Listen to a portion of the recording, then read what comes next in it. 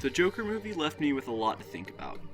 I've been thinking about the character's history in the comics, Joaquin Phoenix's take on the character in the new film, and some of the controversy surrounding the film, as well as what the character means to me personally. So if you're down to hear one weirdo in blue spandex talk about another weirdo in clown makeup for upwards of half an hour, then strap in, because we're going down the rabbit hole.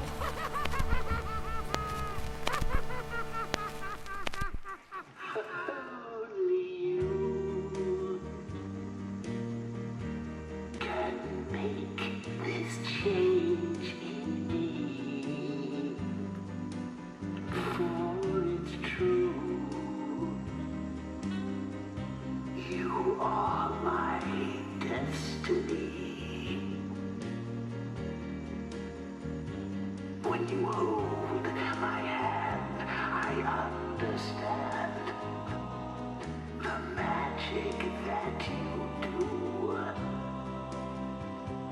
You're my dream come true.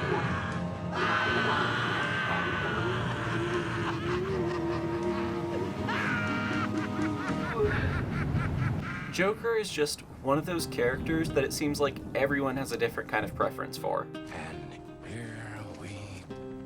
Some people like him edgy, trippy, or scary. Some people like him goofy, and others like him to be a balance of the two. There are just so many different takes on the character that if you made a spectrum of Jokers from goofy and campy to edgy and serious, the spectrum would probably look something like this. I feel like most people could probably put their favorite take on the Joker on this scale and find that the other ones they like are pretty close to it. My favorite Joker is Mark Hamill's take from the DCAU. And because of that, I'm pretty open to most interpretations of the Joker that fall left of the Killing Joke on the Joker spectrum. To be honest, I'm not a fan of takes that are overly edgy or too serious. I like my Clown Prince of Crime to be somewhere in the middle. And I think that Joaquin Phoenix and Todd Phillips' take on the character falls right where I want it to. Right between Jack Nicholson and Mark Hamill in terms of tone, which is exactly where I like my Joker. So I ended up being pretty pleasantly surprised by the Joker movie. The Joker movie takes a really grounded approach. Kinda similar to the Nolan movies, but grounded in a really different way. Unlike the gritty tone of the Nolan movies, Joker carries a constant sense of tension and uneasiness with it instead. It's the kind of movie where just when you think things couldn't possibly get worse, they do. And then they do again. And then they double down on it. And to be honest, I just love movies like that. The movie plays out like a bad acid trip where everything goes from bad to worse. It feels like everything that happens in the movie is an extension of one of Alan Moore's most infamous lines from The Killing Joke. All it takes is one bad day. That's how far the world is from where I am. Just one bad day. You had a bad day once, am I right? Oh, I know I am. I can tell. You had a bad day and everything changed. Dressing up like a flying rat doesn't hide it, it screams it. You had a bad day and it drove you as crazy as everybody else, only you won't admit it. You have to keep pretending that life makes sense, that there's some point to all this struggling. You make me wanna puke. The whole movie plays out like one bad day, or one bad week, in the life of Arthur Fleck. It's a series of unfortunate events that sends him spiraling into a rabbit hole of desperation. Coming out the other side is something completely different. The movie starts with a guy that seems nothing like any kind of Joker we've ever seen before. Arthur is kind of shy and timid, but ultimately harmless, even if he is a bit dense and unaware of the world around him, or the fact that the world around him is in complete turmoil. There's trash all over the streets because of city workers on strike and stonewalled politicians. Small family-owned stores are going out of business because of the failing economy, and citywide social services are being cut, including programs that help people get access to food stamps, housing, and mental health care. And those are just the problems that Gotham City faces as a whole. We haven't even gotten started on everything wrong in Arthur's life yet. Throughout the movie, Arthur is literally and metaphorically beaten down by the world around him. First, he's beaten up by some kids. Then he makes friends with the wrong crowd, succumbs to some bad influences, gets fired from his job after an accident at work, And then he loses access to the medication and therapy that kept him stable in the first place. All the while finding out that his mother had been lying to him his whole life. And then to top it all off, he discovers that he might not really be the right guy for his dream job after all. It's funny. When I was a little boy and told people I was going to be a comedian, everyone laughed at me. No one's laughing now.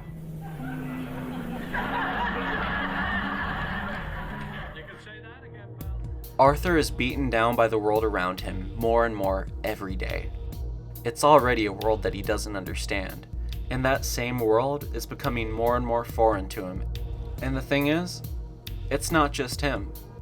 Even his therapist agrees. Things in the city are getting worse. People are getting worse. There's a sickness in Gotham, and it's infecting everyone. Any Batman fan knows that Gotham City is every bit as much an essential character as Alfred or Commissioner Gordon. And in the world of Joker, that's more true than ever. And like any good character, its costume is perfect. The set design of Gotham is just beautiful. I loved the look of the city in Joker. From all the trash everywhere, to the 1970s and 1980s aesthetic, it's just such a well-crafted look for Gotham, and it really fits the character of the city, and feels really reminiscent of Batman the Animated Series. And just like the set design, everyone's wardrobe is on point too. Everything in the movie is done so well, from the costume design and wardrobe, to the movie's beautifully haunting score. The score really matches the movie, as the escalation of the music is perfectly synced with Arthur's slow descent into madness. And all of this coupled together with the amazing cast of the film, including the likes of Robert De Niro, Zazie Beetz, and Frances Conroy. All of it adds up to an expertly crafted comic book film that's really unlike any other comic book movie that's ever existed. And I think that it might be one of the best ones of all time, if not the best one of all time.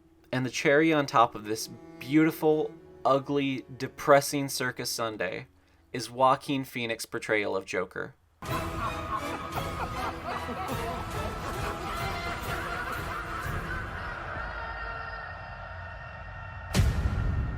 And hail Satan, does he nail it. Phoenix's portrayal of the Joker wasn't something I was expecting or prepared for. I was expecting a character to slowly descend into darkness, but I didn't expect it to happen so fluidly or subtly. Everyone has a moment where they turn on Arthur. A moment where he stops being a relatable misfit, pushed down by the world around him, and becomes an uncontrollable monster.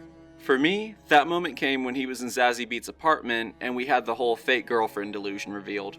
But it's the way they did that reveal, and Zazie's reaction, that stuck with me. What are you doing in here? You're in the wrong apartment.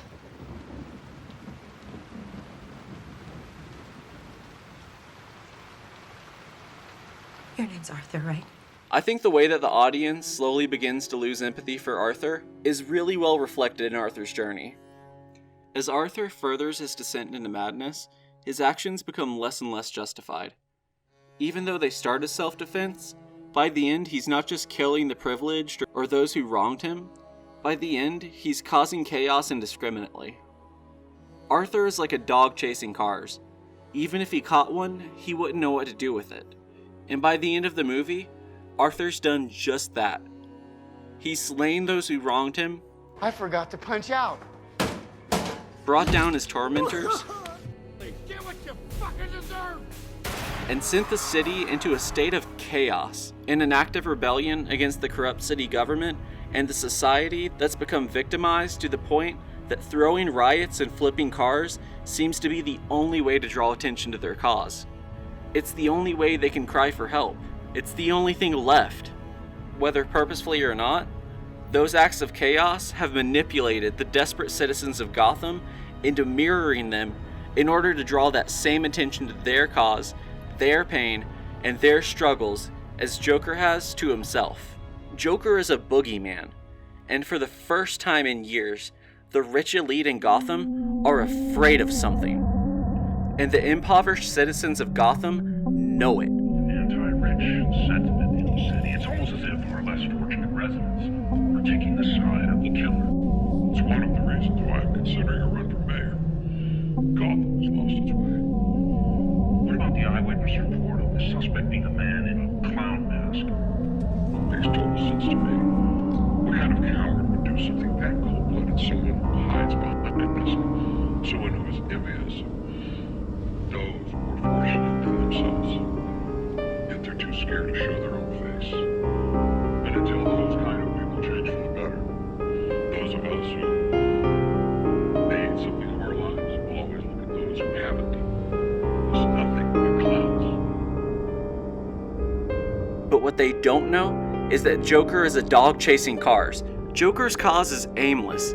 He wants revenge and he wants to fight his oppressors, but beyond that, he has no real plan on how to make things better, and I don't think he has any intention to. In the end, if he does succeed, he wouldn't know what to do with that success. Like a dog chasing a car, he doesn't know what the hell to do with it when he's got it in his hands, and he still ends up in the same place that he did before. The Joker isn't a master statistician or a criminal genius.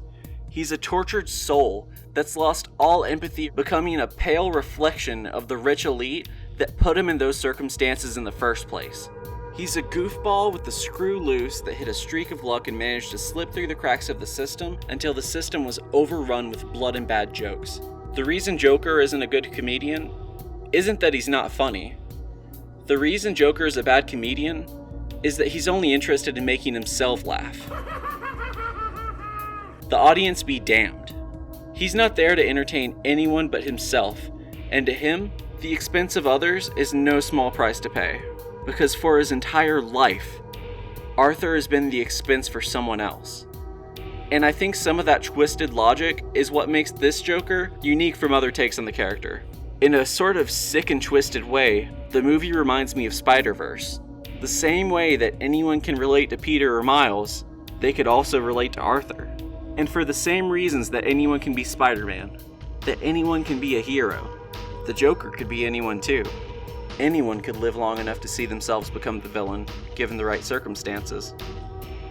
I don't know what that means exactly, but I think that maybe we should be a little bit kinder to the people around us, because good memories come and go, but bad memories stick, bad memories haunt, and bad memories corrupt. Memories are what our reason is based on.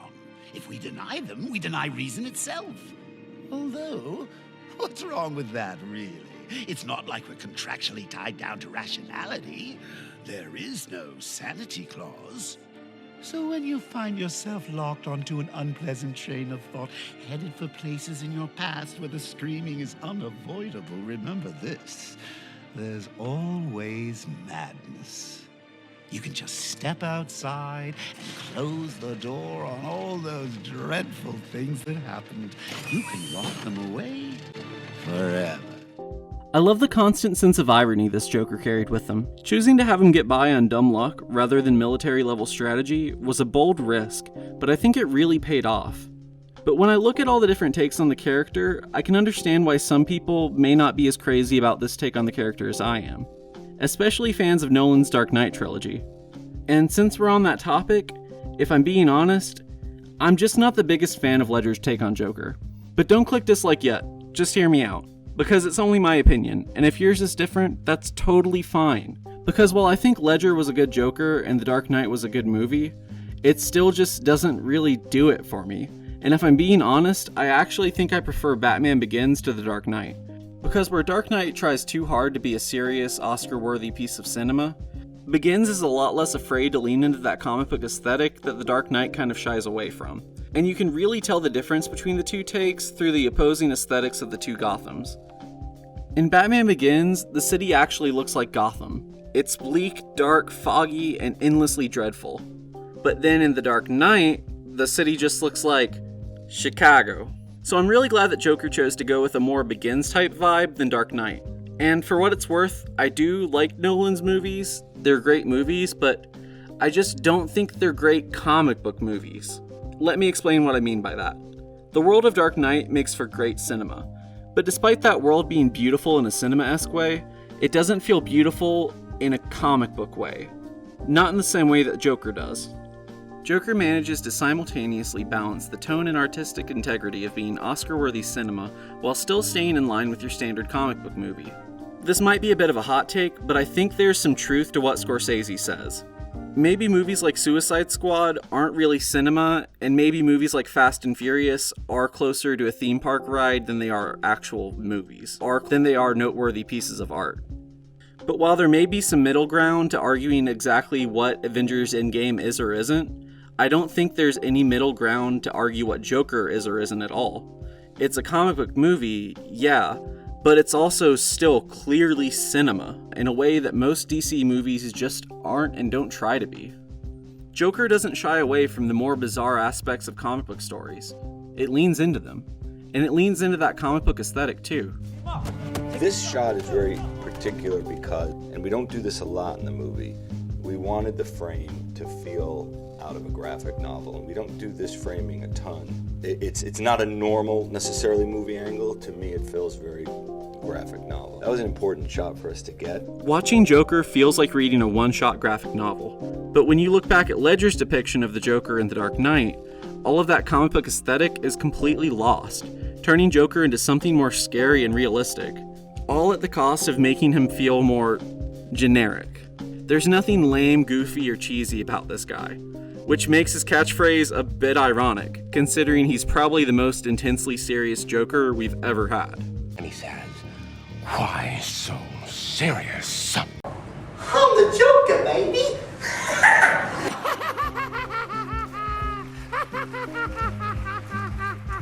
I think my main problem with that take on the Joker is that the Joker doesn't really feel funny enough. The most comedic he ever gets in that movie is the magic pencil trick or switching the doctors and hostages around in the final act. Outside of that, Ledger's take on Joker is just a bit too edgy and grounded for my liking. This may come as a bit of a surprise, but I've got a bit of a flair for the theatrics. So when I think Joker, I think of stuff like playing cards with razors built into them, laughing gas, or flowers that squirt acid. And you don't really get any of that in The Dark Knight. Especially when you compare it to some of the more over-the-top takes that I do prefer, like Phoenix, Hamill, and Nicholson. And then there's some stuff that Ledger's Joker does that I just don't like and don't agree with at all. Stuff that's completely out of character for the Joker. Like hanging the fake Batman vigilante by a noose, or making the prisoners and citizens choose who dies first. It all just seems really generic, and like it just as easily could have been pulled off by Scarecrow, Riddler, or Two-Face as it could have the Joker. In the universe of The Dark Knight, Joker is an agent of chaos for chaos' sake. But in the comic continuity in the movie, Joker is an agent of chaos, but his chaos happens for the sake of order or lack thereof. Everything he does has a rhyme or reason to it, even if it's not always obvious. And I think that chaos as a result of order is a lot more interesting than chaos for chaos' sake. Or chaos for the sake of watching the world burn. Because he thought it was good sport, because some men aren't looking for anything logical, like money. They can't be bought, bullied, reasoned, or negotiated with. Some men just want a tangerine. This might be a bit of a controversial statement, but I don't think Joker should kill someone unless there's a layer of irony or humor to it. The Joker just doesn't work for me when he's out to watch the world burn. I think he needs some sense of sick motivation. There should be a rhyme to his reason, and I feel like that's exemplified best in Whatever Happened to the Caped Crusader by Neil Gaiman. Hey kid, watch my car for me. Oh, for heaven's sake, it's a rough neighborhood and this is a lovely car. I want someone to keep an eye on it. Is that so hard to understand? But you're the Joker. Obviously. You'll kill me. Why would I want to kill you? I want my car looked after. $20. I don't think so. $20. But you'll kill me. Kid, I'm the Joker. I don't just randomly kill people. I kill people when it's funny. And what would conceivably be funny about killing you? Don't forget to subscribe to Super Swim Team 7 and leave a like. You already made it this far.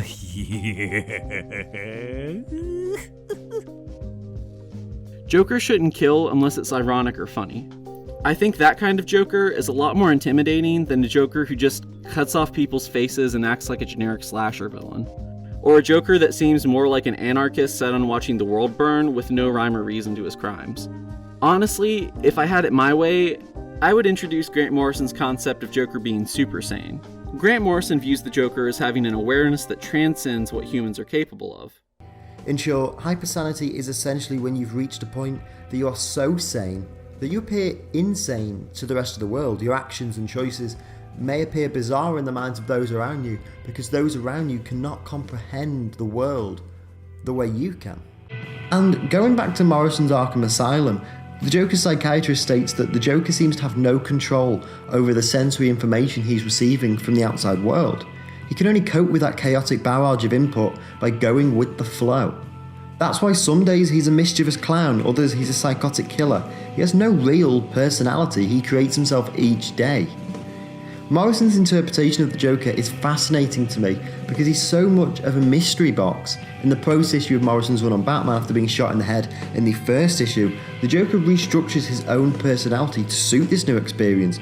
We see him cycle through all of the previous Joker personalities from the wacky prankster of the Silver Age to the Dark Age serial killer Joker and constructs a new Joker out of the ruins of his own mind. And maybe this also has something to do with the 3 Joker theories opened up by DC Rebirth. But the idea being basically that the Joker's mind constantly breaks itself down and rebuilds new personalities to suit the world around him. These new personalities are insane and monstrous by any normal standard. But this is not a mental disorder in any conventional sense. It's qualitatively a different type of consciousness. Extending on that just a little bit, my theory on that is that whatever caused the Joker to become super sane in the comics was some sort of tie to anti-life. And somewhere in Joker's joke book, or in one of his jokes, or a punchline to it, is a key part of the anti-life equation. But that's a rant for another day.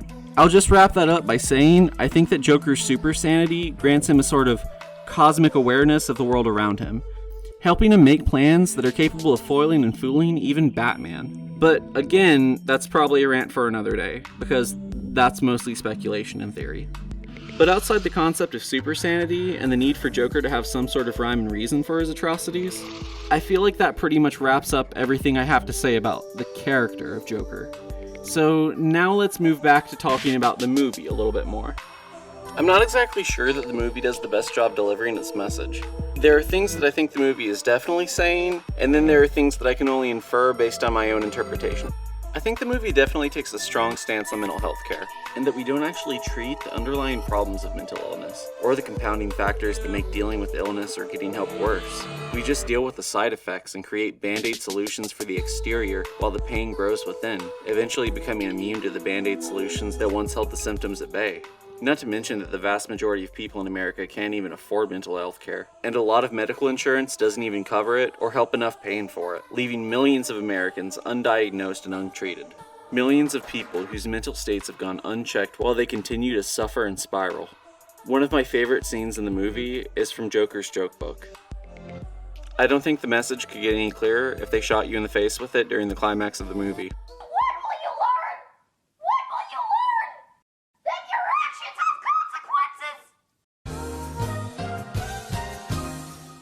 Arthur didn't have to end up this way. If Arthur really was adopted, then ask yourself this.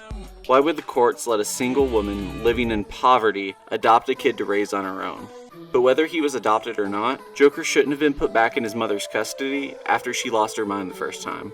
And regardless of circumstances, Arthur should have had access to a real healthcare professional. A therapist that would take the time to listen to him and actively try to improve his life. Not a state-mandated contractor that's content to numb his problems with pills and just views him as another number on their checklist.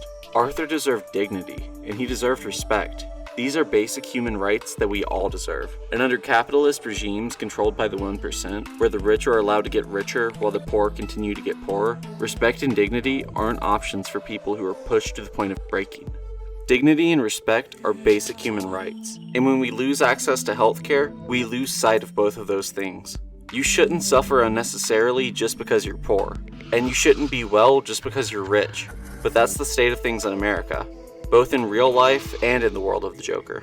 And honestly, if I had to criticize Joker for one thing, it would be that it didn't talk about the issues revolving around mental health enough, or in a realistic way. A lot of the time, people struggling with those issues don't get help, and without help, things just get worse.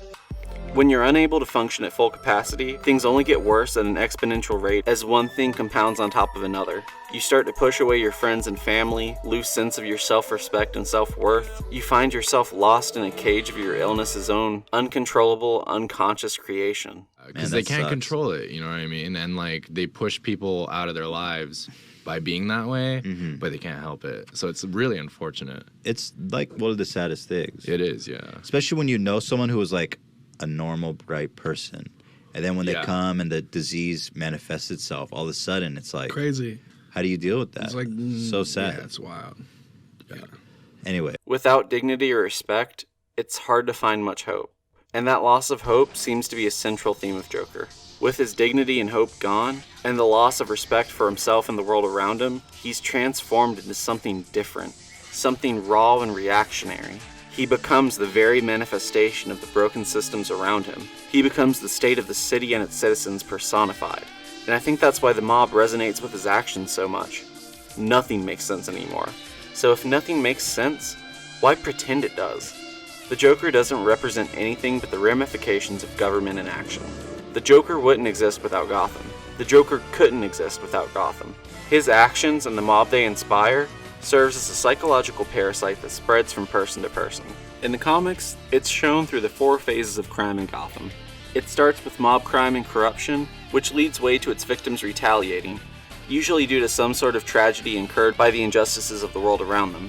Consider this second wave the Arkham wave of crime.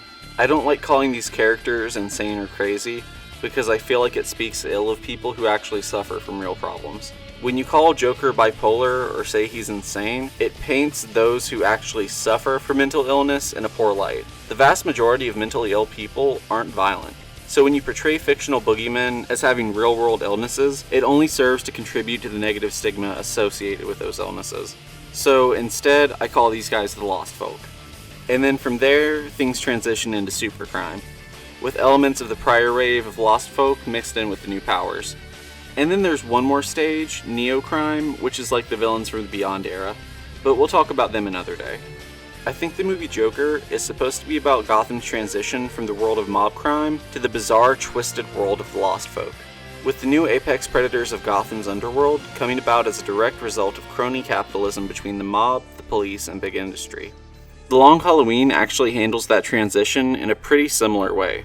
But outside of what the movie has to say on the state of mental health care in America, I think the impact this movie had on America's culture is extremely significant and noteworthy, and the conversations surrounding it were extremely interesting. I don't think I've ever seen so much fear-mongering over a movie like I have with this fucking thing. There's a lot of controversy surrounding it too, because everybody knows that movies are actually political statements. The comparison people are making is this would be a rallying cry for the basement-dwelling incel. I just kept hearing about how he's like incel and promoting violence. Which is not. Our good friends over at CNN cast the first stone with this gem. The true appeal of the new Joker movie lies in its invidious validation of the white male resentment that helped bring President Trump to power. A political parable for our time. How?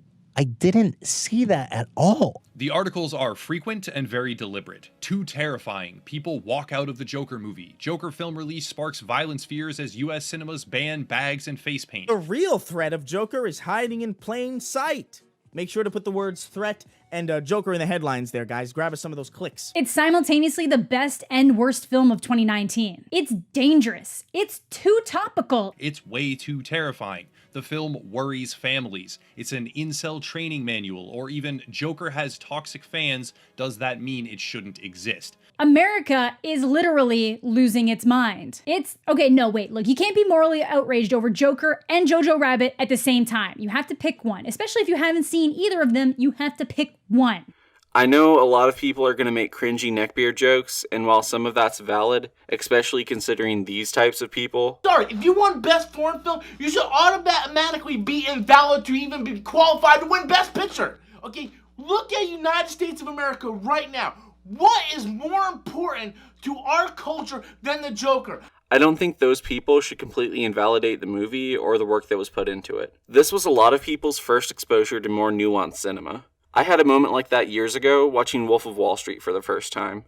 And while it's kind of a dude bro movie now, it led to me being interested in more movies that I wouldn't normally consider watching. Stuff like Her, Good Time, Witch, and other movies. I know that even those aren't considered the most artsy movies, but I think they're all good examples of how you can expose people to more high-grade cinema than just CGI gray monster fuckfest. Seriously, it's like every other Marvel and DC movie now. There are a ton of great videos on why that is, but anyway. Just look at Joker's impact on meme culture, and how before its release and even after, the media completely fed into it. Call the police, I'll tell you what you get. Call the police. Do what you fucking deserve. Looking cool, Joker! It was really confusing to see the media react this way, because it seems like they saw a completely different movie than I did. Almost like they were trying to use it to push their own narrative. It hasn't necessarily been getting slammed. A lot of critics have reviewed it favorably. They just always temper it with, but it's dangerous, you know? It's inciting moral panic, and unfortunately, at the end of the day, liking or not liking this movie is going to cause a lot of people to make very broad assumptions about you as a person. Because again, movies are clearly political opinions. I didn't really see the film condoning his behavior. I didn't see them making any political statements. I certainly didn't see the incel thing. No, because those people are go out and just shoot people just to be awful. When you think about it, the Joker only killed anybody who was awful and deserved it. Never was he violent towards a woman or incel-y or even mention sex or even having negative opinions about women at all. Yeah.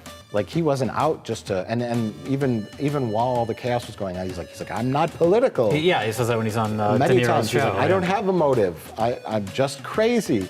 A man who has been crushed underfoot by the elite, dragged down by equally demanding feminists, and climbed over by upstart non-white and immigrant masses.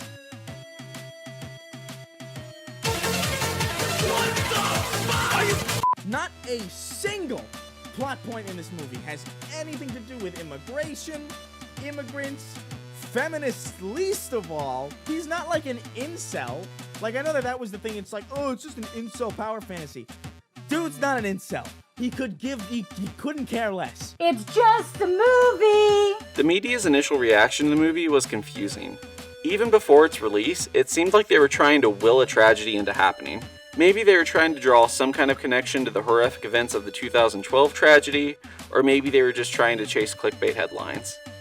Media constantly chases clicks, which can mean degrading the targets of their articles or pushing gory and violent content to the front page. This all comes after Phoenix stepped away from an interview about the upcoming film after he was asked about the controversial movie potentially inspiring violence. He walked out of an interview. They were asking him, does he feel like he's encouraging violence and shit like that? And he's like, no. He said, why would you even ask that? Why? He was asked if he was worried that the film might perversely end up inspiring exactly the kind of people. With potentially tragic results.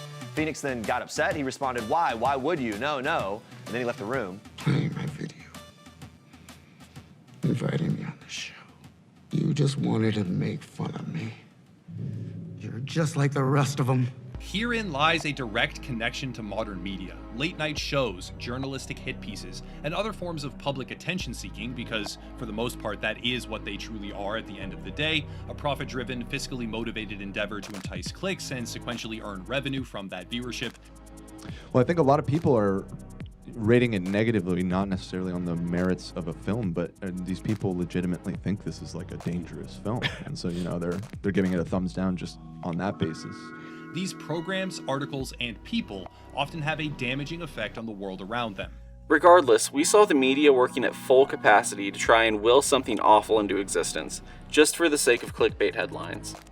They completely ignored what the movie was going for in order to push their own preconceived narrative in order to maximize profitability. It's almost like the movie's real message was damaging to legacy media's legitimacy and special interest. Even if his fucking movie is a left-wing movie about the importance of mental health care and how terrible the rich are. whoa, it's almost as if all these articles came out before the movie was out and no one actually fucking saw the movie. Like you couldn't be further off from what the movie is. Like it's impressive. Everybody just needs to calm down a little bit. But in all reality, that narrative couldn't be further from the truth. In reality, Joker is an excellent example of auteur filmmaking at its finest, as Joaquin Phoenix and Todd Phillips interject their views of the world around them into the film directly. And strangely enough, those views are really left-leaning. There's nothing right about it. Just listen to Joaquin's acceptance speech at the Oscars. Is the opportunity to use our voice for the voiceless.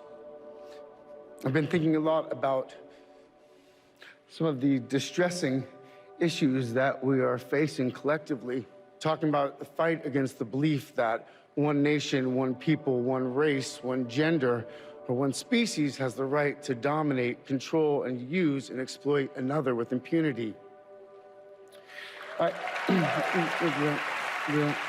We've become very disconnected from the natural world, and many of us, what we're guilty of is an egocentric worldview, the belief that we're the center of the universe. We go into the natural world and we plunder it for its resources.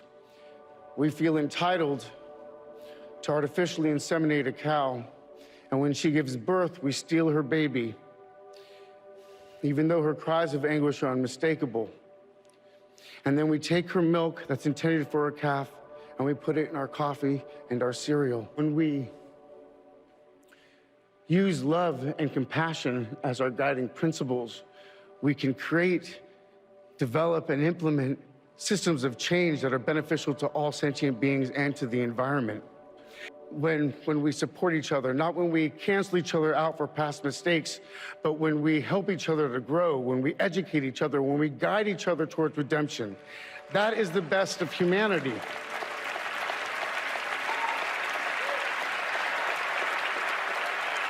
I kind of read it as, hey, this is a movie about mental health and how people who try to get help often aren't given easy ways to get that help, and when they do get that help, sometimes the funding is cut, sometimes the processes by which they're able to get that help are made more complicated than they need to be.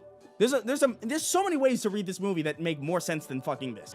Much of the pre-release discussion about Joker is centered on fears of mass shooting at screenings, with the U.S. military advising service members to be alert, and local police departments posting officers outside theaters on opening weekend.